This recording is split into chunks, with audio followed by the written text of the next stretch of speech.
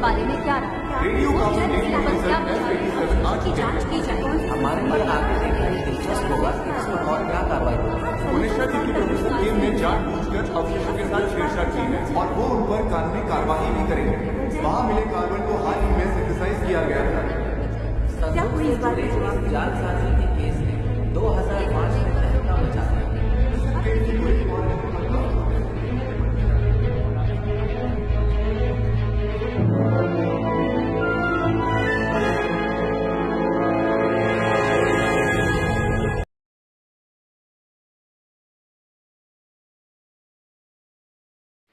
Finally अब war ख़त्म हो चुकी है, लेकिन इस वॉर में बहुत सारे लोगों ने अपनों को खोया है।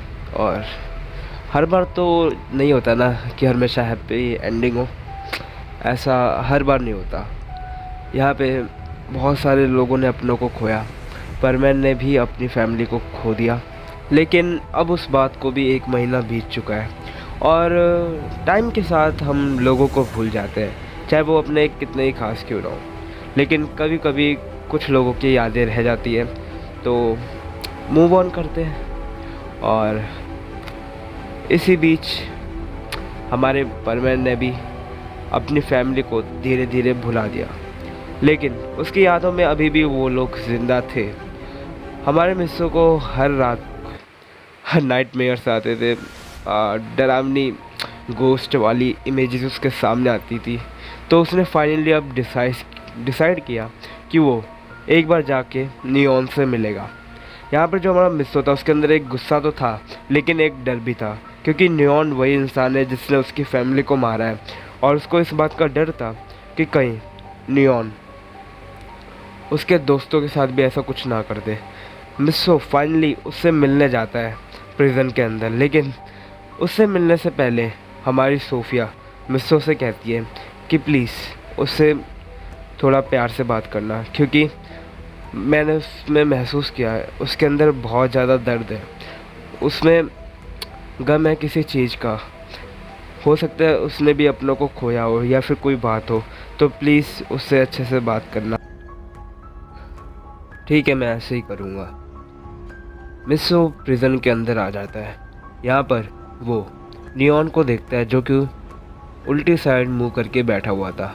यहाँ पर वो बोलता है, मुझे पता था तुम आओगे, मैं जानता था कि तुम आओगे। यहाँ पे मिस्सो बोलता है, और ये तुम कैसे जानते थे कि मैं आऊँगा? बस इंसान की नस्ल ही ऐसी है, वो अपने बीते हुए कल को भूल नहीं पाता। मुझे लगा था अगर मैं इंसानों को इस दुनिया से मिटा दूँगा तो फिर दुनिया और तरक्की करेगी, लेकिन शायद मैं गलत था, क्योंकि अगर इंसान ही नहीं होंगे तो आविष्कार कौन करेगा, और अगर आविष्कार नहीं होगा तो हम जैसे लोग कहाँ से आएंगे। और तुम्हें पता है मैंने ये सब क्यों किया? चलो तुमको मैं एक स्टोरी बताता हूँ। तुम्हें याद है आज से लगभग 1.5 महीने पहले मैं यानी कि हम होमोसेपियंस अर्थ पे आए थे, और तुम लोगों को लगा कि हम अर्थ पे कब्ज़ा करने आए हैं। हमने तुम लोगों से मदद मांगी थी, लेकिन तुम लोगों ने हमें खतरा समझ के मदद करने से मना कर दिया, और तभी से बस मुझे बदला चाहिए था, जो कि मैंने लिया भी। लेकिन अब तुम पूछोगे कि ऐसा क्या हुआ कि मैंने इतने लोगों को मिटा दिया, इतने लोगों को मार दिया, इतने कत्लेआम किए? तो उसकी भी एक वजह है। चलो अब मैं तुम्हें एक चीज़ दिखाता हूँ। ये देखो, ये है तुम्हारा अर्थ, ये है बर्ड प्लेनेट, और ये है होमोसेपियंस का प्लेनेट, यानी कि वो जहाँ से मैं आया हूँ। देखने में मेरा प्लेनेट बहुत बुरा लग रहा होगा, लेकिन एक समय था जब मेरा प्लेनेट बहुत खुशहाल था, चारों तरफ हरियाली होती थी और लोग यहाँ पे बहुत खुश रहते थे। लेकिन हमारे साथ कुछ ऐसा हुआ कि देखते ही देखते हमारा प्लेनेट तबाह हो गया, और उस समय हमने बर्ड प्लेनेट से और अर्थ से मदद मांगी थी, लेकिन किसी ने हमारी मदद नहीं की। और इसी बीच मेरी पूरी फैमिली भी मारी गई। मेरी माँ ने मेरे हाथों में दम तोड़ दिया। तुम सोच भी नहीं सकते कि उस समय मुझे कितना दुख हुआ था। मैं समझ सकता हूँ क्योंकि मेरी भी फैमिली मरी है, लेकिन वो जंग में मरी है, लेकिन मेरी फैमिली तो तड़प तड़प कर मरी थी।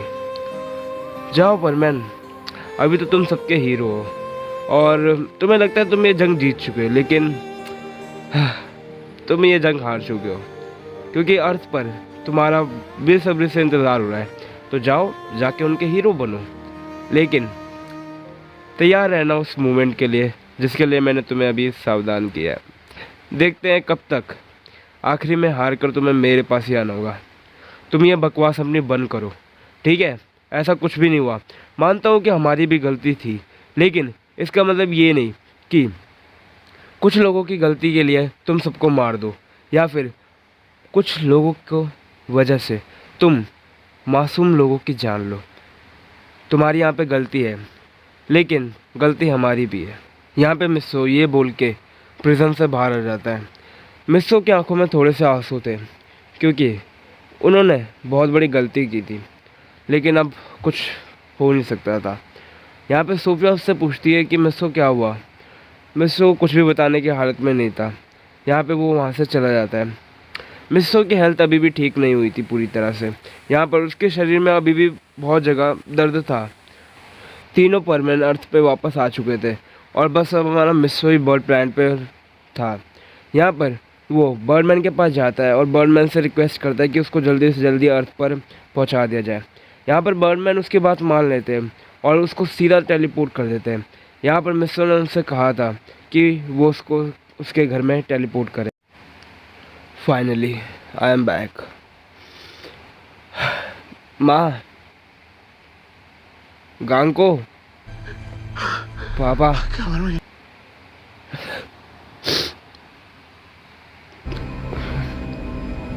कोई तो कुछ बोलो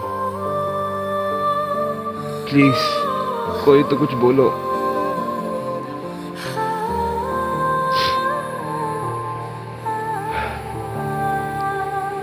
हमारा मिस्सो सीढ़ियों पे आकर बैठकर रोने लगता है। यहाँ पर वो सीढ़ियों पे बैठकर रो रहा होता है कि तभी वहाँ पर बर्डमैन टेलीपोर्ट होके आ जाते हैं।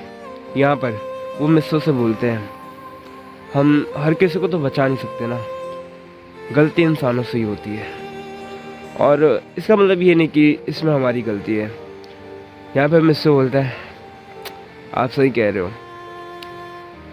यहाँ पे बर्डमैन उसको बोलते हैं, तुम चिंता मत करो। यहाँ पर बर्डमैन सुमिरे यानी कि पाको, पायान और बूबी को भी बुला लेते हैं।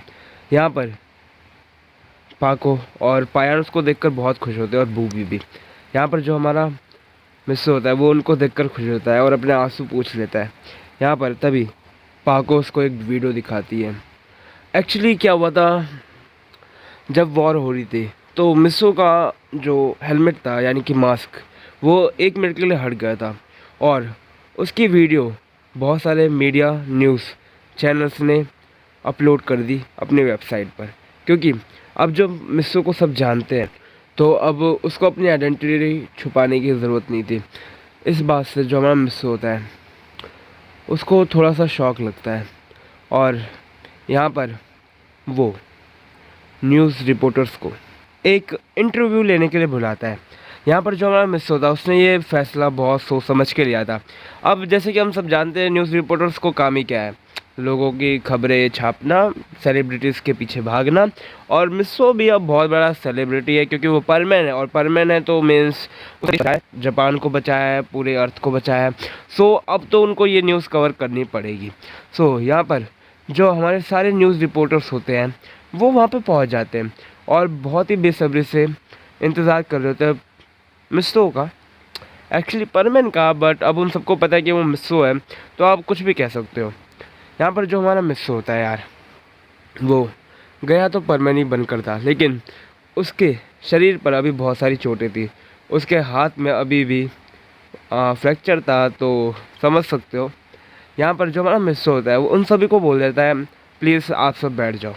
यहाँ पर उसने अभी भी मास्क लगाया हुआ था और यहाँ पे वो बोलता है, क्या मैं नीचे बैठकर बात कर सकता हूँ? सो सब हम उनको यस बोलते हैं।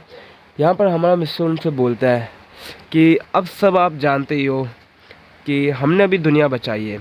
तो तभी एक रिपोर्टर बोलता है, क्या सर ये जो लड़का है, यानी कि ये इंसान आप ही हो या फिर कोई और है? अगर रियलिटी बताओ तो आज मैं इसी का जवाब देने आया था, और मैं इसी के बारे में आगे बात भी करूँगा।